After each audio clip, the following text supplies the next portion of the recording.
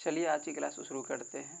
आज की क्लास में हम लोग पढ़ने वाले हैं रेलवे ग्रुप डी साइंस का जो प्रैक्टिस सेट का सीरीज चल रहा था, उसमें आज हम लोग सेट नंबर 10 को देखने वाले हैं। तो चलिए शुरू करते हैं। फर्स्ट प्रश्न को देख लेते हैं।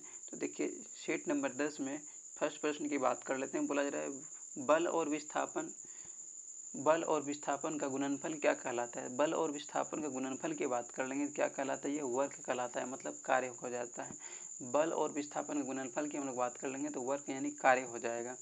उसके बाद हम लोग प्रश्न नंबर 2 की बात कर लेते हैं। देखिए प्रश्न नंबर 2 में बोला जाए ध्वनि की गति वायु में लगभग कितनी होती है। तो ध्वनि की गति की हम लोग बात कर लेंगे, वायु में लगभग कितनी होती है, 330 मीटर प्रति सेकेंड होती है। 330 मीटर प्रति सेकेंड होती है। उसके बाद हम लोग प्रश्न नंबर 3 की बात करते हैं। बोला जा रहा है मानव शरीर की सबसे छोटी हड्डी कौन सी है। तो मानव शरीर की सबसे छोटी हड्डी की हम लोग बात कर लेंगे, क्या हो जाएगा, ये स्टेपीज हो जाएगा, स्टेपीज। और सबसे बड़ी की बात कर लेंगे, क्या हो जाएगा, फीमर हो जाएगा।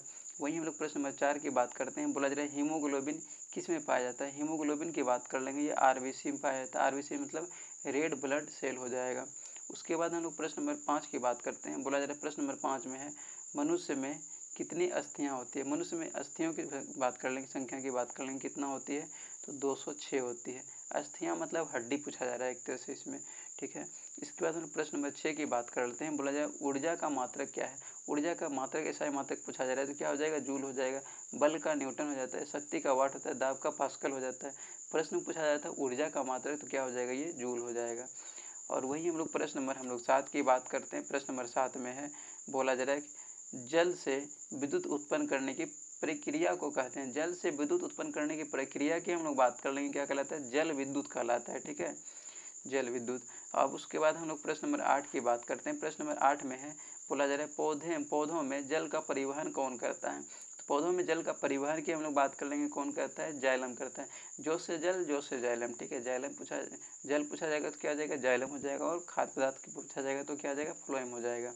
इसके बाद हम लोग प्रश्न नंबर 9 की बात करते हैं। बोला जा रहा है डीएनए का कार्य है। तो डीएनए के कार्य की हम लोग बात कर लेंगे तो क्या हो जाएगा, आनुवांशिक गुणों का स्थानांतरण हो जाएगा। इसके बाद हम लोग प्रश्न नंबर 10 की बात करते हैं। बोला जा रहा है मानव शरीर में सबसे बड़ा अंग कौन सा है। तो मानव शरीर में सबसे बड़ा अंग की बात कर लेंगे तो ये क्या हो जाएगा, त्वचा हो जाएगा, मतलब स्किन हो जाएगा। उसके बाद हम लोग प्रश्न नंबर 11 की बात करते हैं। बोला जा रहा है 1 किलोवाट बराबर होता है। तो 1 किलोवाट बराबर कितना होता है, ये 1000 वाट होता है, ठीक है, 1000 वाट होता है। उसके बाद हम लोग प्रश्न नंबर 12 की बात कर लेते हैं। बोला जा रहा है रक्त में ऑक्सीजन का परिवहन करता है। तो रक्त में ऑक्सीजन का परिवहन कौन करता है, इसकी बात कर लेते हैं, ये हीमोग्लोबिन करता है। रक्त में ऑक्सीजन का परिवहन कौन करता है, हीमोग्लोबिन। इसके बाद हम लोग प्रश्न नंबर 13 की बात कर लेते हैं। बोला जा रहा है पृथ्वी का गुरुत्वाकर्षण बल कितना होता है। पृथ्वी का गुरुत्वाकर्षण बल की बात कर लेंगे, कितना हो जाता है, तो 9.8 मीटर प्रति सेकेंड स्क्वायर हो जाता है। पृथ्वी का गुरुत्वाकर्षण बल कितना होता है, 9.8 मीटर प्रति सेकेंड स्क्वायर हो जाता है। और वहीं हम लोग प्रश्न नंबर 14 की बात कर लेते हैं। बोला जा रहा है प्रकाश संश्लेषण में कौन सी गैस अवशोषित होती है। प्रकाश संश्लेषण में गैस की बात कर लेंगे, कौन सी गैस अवशोषित होती है, तो ये हो जाएगा कार्बन डाइऑक्साइड हो जाएगा, मतलब CO2 हो जाएगा। उसके बाद हम लोग प्रश्न नंबर 15 की बात कर लेते हैं। बोला जा रहा है थायराइड ग्रंथि किसका निर्माण करती है। तो थायराइड ग्रंथि की बात कर लेंगे हम लोग, किसका निर्माण करती है, ये थायरोक्सिन का निर्माण करती है, थायरोक्सिन का। और वही हम लोग प्रश्न नंबर 16 की बात करते हैं। बोला जा रहा है ज्वार भाटा किसके कारण आता है। ज्वार भाटा की हम लोग बात कर लेते हैं, किसके कारण आता है, चंद्रमा के गुरुत्वाकर्षण के कारण आता है। ज्वार भाटा किसके कारण आता है, चंद्रमा के गुरुत्वाकर्षण के कारण आता है। उसके बाद हम लोग प्रश्न नंबर 17 की बात कर लेते हैं। बोला जा रहा है मनुष्य के शरीर का तापमान समानतः होता है। तो मनुष्य के शरीर का सामान्य तापमान की बात कर लेंगे तो 37 डिग्री सेल्सियस होता है, 310 केल्विन होता है, 98.6 डिग्री फ़ारेनहाइट होता है। इसमें पूछा जा रहा है कि मनुष्य के शरीर का तापमान सामान्यतः कितना होता है, 37 डिग्री सेल्सियस। केल्विन में पूछा जाता है 310 केल्विन, और फ़ारेनहाइट पूछा जाएगा तो 98.6 डिग्री फ़ारेनहाइट होता है। इसके बाद हम प्रश्न नंबर 8 की बात कर लेते हैं।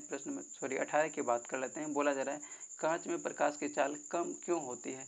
बोला जा रहा है कांच में प्रकाश की चाल कम क्यों होती है।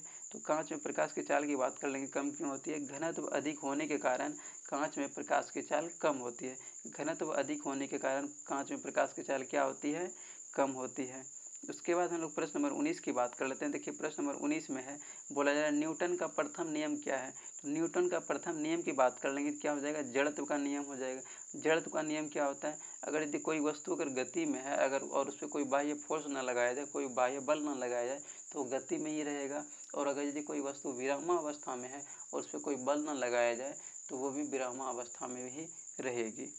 यही है जड़त्व का नियम। इसके बाद हम लोग प्रश्न नंबर 20 की बात कर लेते हैं। प्रश्न नंबर 20 में है शरीर की रोग प्रतिरोधक शक्ति बढ़ाने वाला विटामिन है। बोला जाए शरीर की रोग प्रतिरोधक शक्ति बढ़ाने वाला विटामिन की हम लोग बात कर लेंगे तो विटामिन सी हो जाएगा। इसके बाद हम लोग प्रश्न नंबर 21 की बात करते हैं। प्रश्न नंबर 21 में है एक समतल दर्पण से परिवर्तित किरण होती है। एक समतल दर्पण से परिवर्तित किरण की बात कर लेंगे तो ये हो जाएगा समान कोण पर होती है।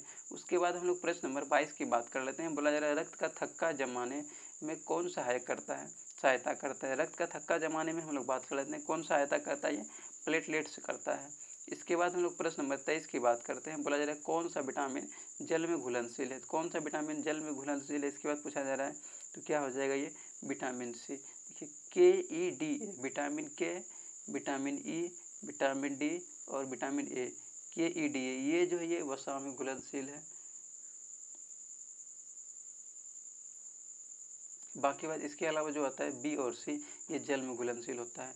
इसके बाद हम लोग प्रश्न नंबर 24 की बात कर लेते हैं। देखिए प्रश्न नंबर 24 में बोला जा रहा है कौन सी इकाई ताप मापने के लिए SI प्रणाली में प्रयुक्त होती है। तो कौन सी इकाई बोला जाए ताप मापने के लिए SI प्रणाली में प्रयुक्त होती है, कौन सा हो जाएगा, ये केल्विन हो जाएगा। और उसके बाद हम लोग आज के सेट का सबसे अंतिम प्रश्न की बात कर लेते हैं। प्रश्न नंबर 25 की बात कर लेते हैं। इसमें बोला जा रहा है प्रश्न नंबर 25 की बात करते हैं। बोला जा रहा है गति में वस्तु का परिवर्तन किस कारण होता है। गति में वस्तु का परिवर्तन की बात कर लेंगे किस कारण होता है तो ये हो जाएगा बल के कारण होता है। गति में वस्तु का परिवर्तन किस कारण होता है, ये बल के कारण होता है, बल के कारण होता है।